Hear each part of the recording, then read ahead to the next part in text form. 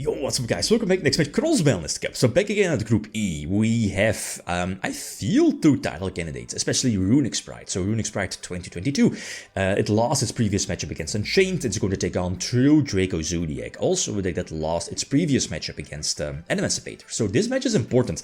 You have to, as a deck, you have to win this one to potentially make it still to the top 16 cutoff. So Runick Spright versus true Draco Zodiac. So which deck has the advantage? I would lean obviously to the more beforehand. I would lean towards the more recent deck.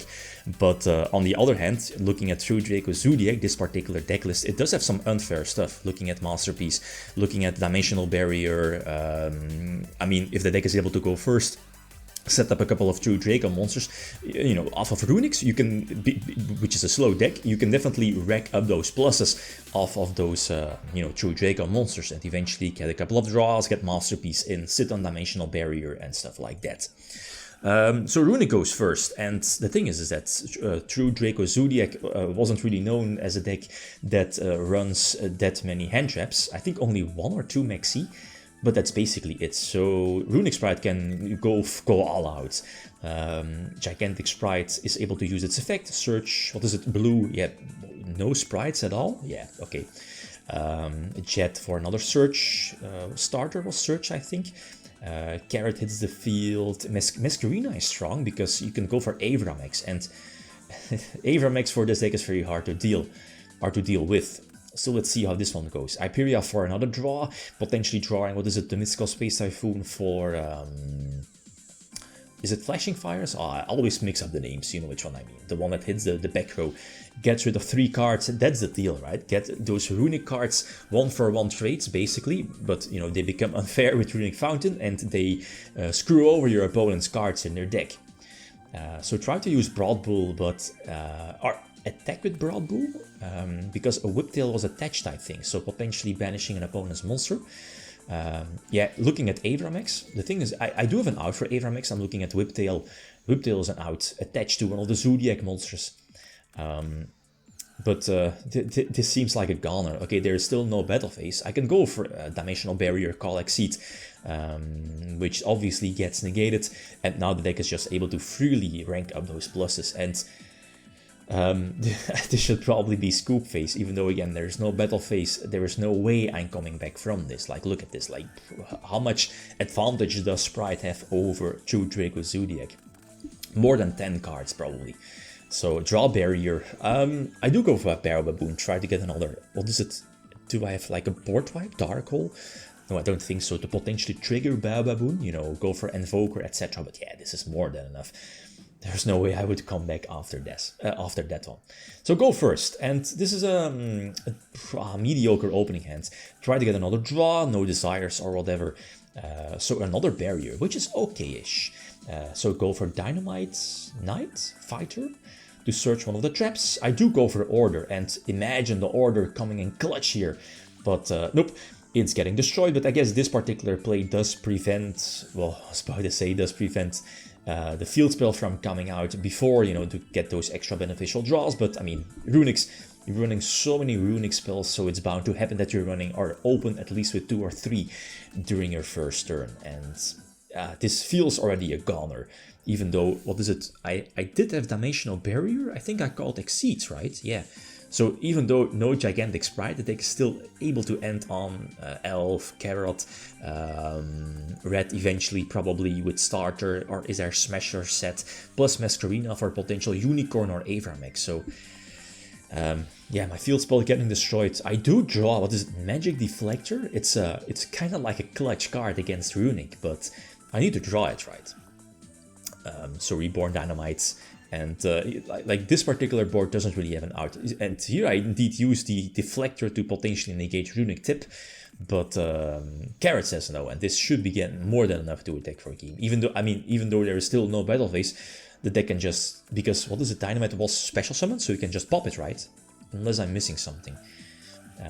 Go for D-Barrier, Calling Exceed. It's just prolonging the duel for no reason. And I should be entering the scoop phase, yeah. It feels like a losing battle. The Runick Spright is just far too strong, especially in the resource game. Then again, if it's slowly a grindy duel or a slowly grindy duel, then True Draco in theory should have an advantage as well. But that's not the case. So this opening hand is much better. Okay, go for Hammerkong. Hammerkong could be important because during your opponent's turn, it protects my Trident, or Zodiacs as a whole, from being targeted, especially backed up by back row. I should have a potential OTK ready next turn.